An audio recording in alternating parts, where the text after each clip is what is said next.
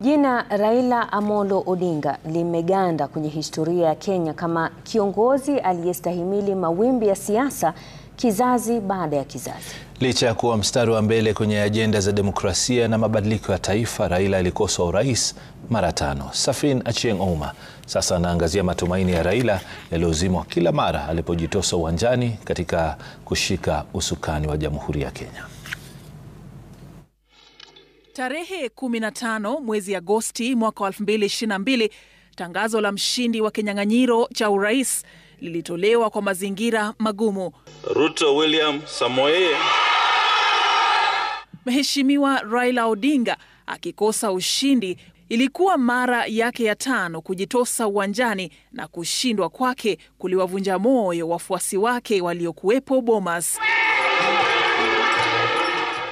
Raila alipinga matokeo kwa msingi wa udanganyifu wa kura. Figures announced by Mr. Chebukati are null and void and must be quashed by a court of law.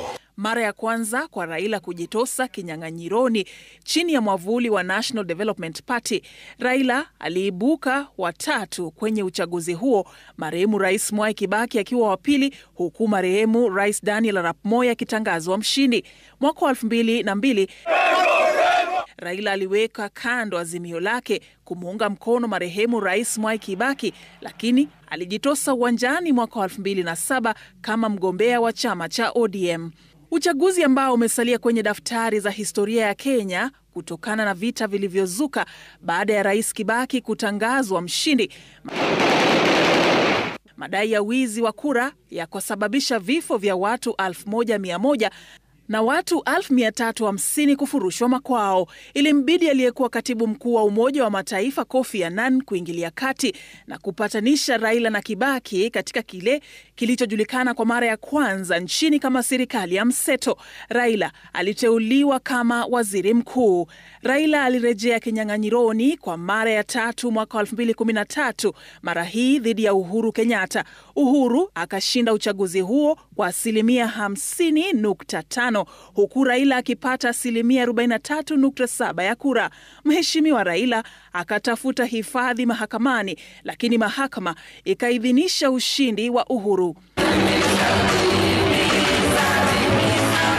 Kwa mara ya 4, Raila alitifua kivumbi debeni mwaka 2017. Mara hii kushindwa kwake kukaongeza kurasa kwenye daftari za historia baada yake kupinga matokeo katika mahakama ya juu.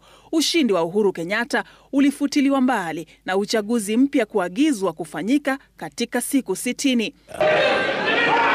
Raila Odinga alisusia uchaguzi huo mnamo Oktoba 26 mwaka 2017 na kumpa nafasi Uhuru Kenyatta kunyakua urais kwa 98.3% ya kura zilizopigwa. Lakini Raila hakuachia hapo. Kwenye hafla iliyoandaliwa bustani ya Uhuru, kiongozi huyo wa ODM aliapishwa kama rais wa raia. Wakili Miguna aliongoza uapishi huo na kufurushwa nchini muda mfupi baadaye. Mnamo Machi mwaka 2018, Mheshimiwa Raila na aliyekuwa Rais Uhuru Kenyatta wakaunda serikali ya mseto baada ya handshake iliyobadili tena siasa za taifa. Jaribio lake la mwisho lilikuwa mwaka 2022 ambapo Rais William Ruto alimpiku. Hii ilikuwa mara yake ya 5 kushindwa, na licha ya kwenda mahakamani, ushindi wa William Ruto ukaidhinishwa. Kwa mara ya 5, Mheshimiwa Raila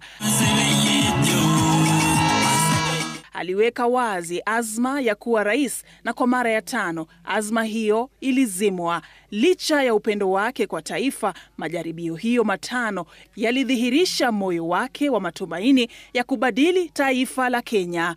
Safin Achieng Ouma, Runinga